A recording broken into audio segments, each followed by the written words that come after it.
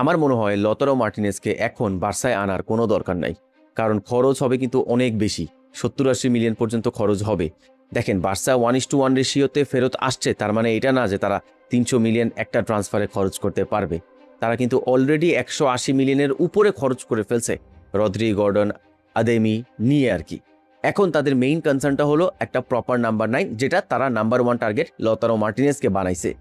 আর এই লতারো মার্টিনেজ 2024 সালে কিন্তু তার কন্ট্রাক্ট রিনিউ করছে 2029 সাল পর্যন্ত।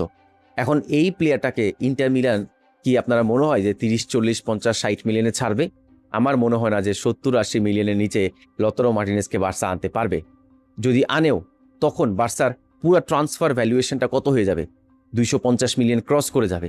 তখন বার্সা কিভাবে একটা ডিফেন্ডার নিয়ে আসবে? একটা ভালো ডিফেন্ডার বার্সার খুবই দরকার।